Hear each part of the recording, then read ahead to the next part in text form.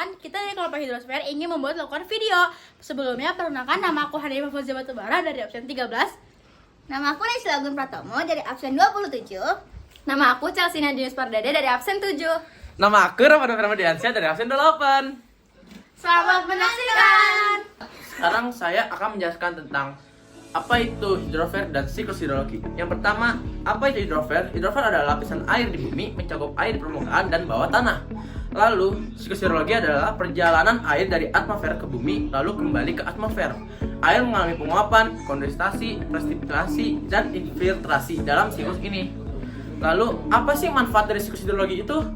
Manfaat dari siklus hidrologi yang pertama, menyediakan air bersih untuk manusia, hewan, dan tumbuhan, menjaga keseimbangan lingkungan dan mencegah erosi, lalu mendukung pertanian dengan pola curah hujan yang bisa diprediksi.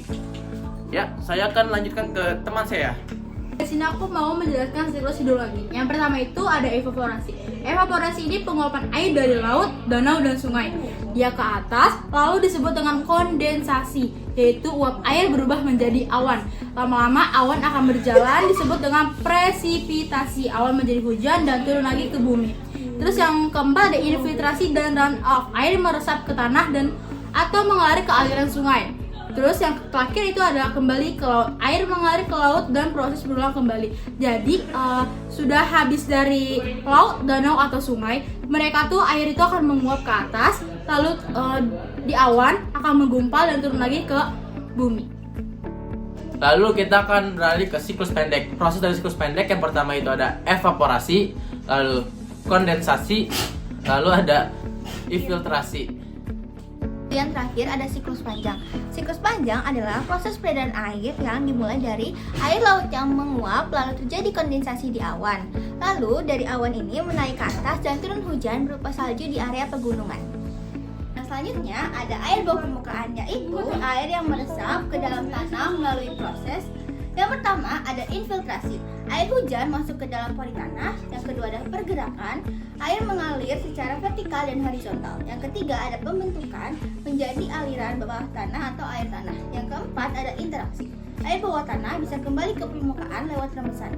Nah, materi kedua ada zona air tanah. Muka air tanah yaitu water table, batas atas zona jenuh air. Yang ketiga ada wilayah kapiler. Air tertahan di pori tanah bisa diserap akar tanaman. Yang ketiga ada wilayah funikular dan pedikular terkait fungsionalitas dan interaksi air permukaan. Nah, yang terakhir itu ada jenis air tanah. Air tanah dangkal atau freatik mudah diakses tapi rentan tercemar. Yang kedua ada air tanah dalam atau atesis, terjebak di antara dua lapisan kedap air, bisa menyembur sendiri. Lalu di sini ada faktor yang mempengaruhi resapan air. Yang pertama ada kemiringan lahan, yang kedua jenis batuan, yang ketiga curah hujan, yang keempat jenis vegetasi. Lalu ada air permukaan, contohnya sungai, danau, dan rawa. Dibagi menjadi dua. Yang pertama perairan asin yaitu laut, perairan tawar yaitu danau, sungai, dan juga rawa. Lalu di sini ada jenis danau berdasarkan proses terbentuknya. Yang pertama tektonik akibat pergeseran lempeng, contohnya danau Poso. Lalu yang kedua vulkanik dari letusan gunung, contohnya danau Toba. Lalu ada tektovulkanik gabungan dua proses, contohnya danau Kelimutu. Yang keempat ada danau Kars akibat pelarutan batu kapur, contohnya danau Pegunungan Sewu. Yang kelima ada glasial terbentuk dari glacier, contohnya danau superior. Yang keenam ada bendungan buatan atau alami. Jadi bendungan itu ada dua, yaitu bendungan alami dan juga bendungan buatan. Hasil pembangunan waduk atau longsor, contohnya waduk Jatiluhur. Lalu di sini ada sungai dan DAS atau bisa disebut dengan daerah aliran sungai. Sungai punya bagian hulu, tengah, dan hilir. DAS adalah wilayah yang mengalirkan air hujan ke sungai utama. Bentuk aliran bisa dendritik, trellis, rektangular, hingga radial. Lalu di sini ada air tanah berdasarkan asalnya. Meteorik dari hujan atau salju, tubir dari perut bumi, juvenil dari gas magma, fosil air purba yang terperangkap. Oke, di sini aku mau jelasin rawa dan pemanfaatannya.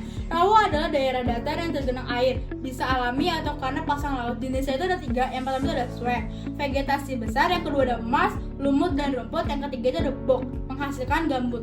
Contohnya itu situ rawa besar di Depok, bekas tambang yang jadi ekowisata. Nah, lautan meliputi lebih dari 70% bumi, sumber kehidupan, pengatur iklim, penyedia makanan, dan rumah bagi keanekaragaman hayati. Bertemunya lautan dan daratan menciptakan zona pantai yang kaya nutrisi dan menunjang keragaman hayati. Istilah zona pantai merujuk pada interaksi daratan dan lautan.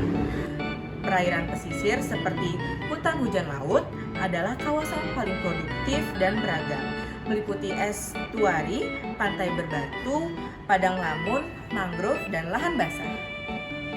Lanjut ke jenis laut berdasarkan letaknya. Laut tepi adalah laut yang berada di tepi benua. Contohnya itu seperti Laut Cina Selatan. Lalu yang kedua ada Laut Pertengahan. Ini ada di antara dua benua atau gugusan pulau. Contohnya seperti Laut Tengah. Lalu laut pedalaman dikelilingi oleh daratan seperti Laut Baltik. Lalu ada zona kedalaman lautan. Yang pertama adalah zona litoral, yaitu daerah pasang surut di lautan. Contohnya itu seperti bintang laut dan kepiting. Lalu zona neritik, zona ini memiliki wilayah yang dangkal, hanya kedalamannya 150 meter. Banyak kehidupan karena cahaya matahari. Lalu ada zona batial, laut dalam sekitar 150 hingga 1800 meter. Sedikit cahaya, ada kehidupannya seperti gurita dan hiu.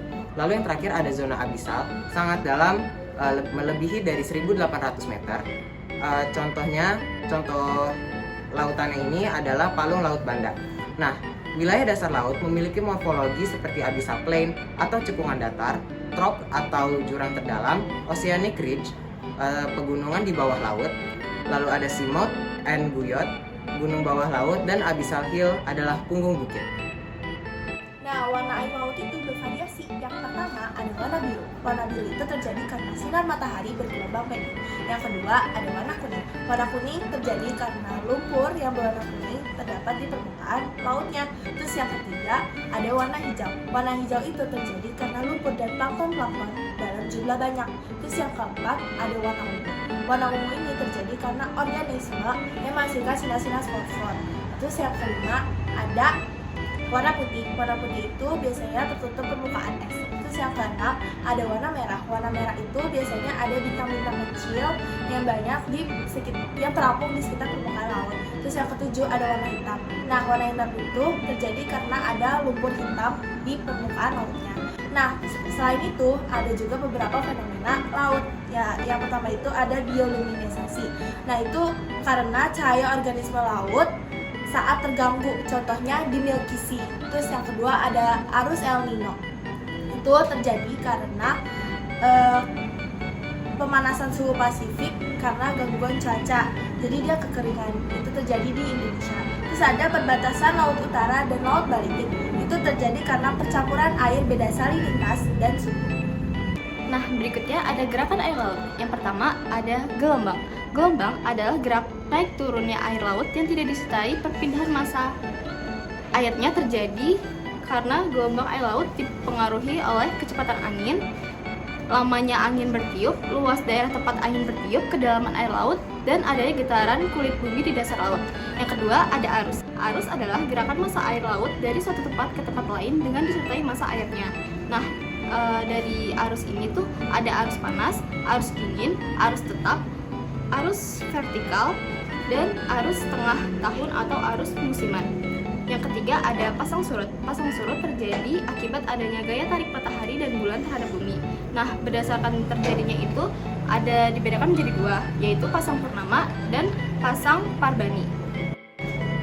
Nah, manfaatnya sendiri buat pasang surut itu yang pertama untuk sumber energi listrik, yang kedua untuk kepentingan militer, yang ketiga sumber perairan bagi usaha pertambangan, dan yang keempat sumber perairan bagi usaha pemanfaatan lahan sawah pasang surut. Nah, selanjutnya ada suhu air laut. Nah, suhu air laut tuh rata-ratanya tuh ada 20 derajat Celcius. Nah, ini tuh bervariasi berdasarkan lokasi dan kedalamannya. Rekor terpanasnya itu mencapai 20,96 derajat Celcius dan yang terdingin ada di minus 89 derajat Celcius di Antartika. Sekian video dari kami. Kurang lebihnya mohon maaf. Wassalamualaikum warahmatullahi wabarakatuh.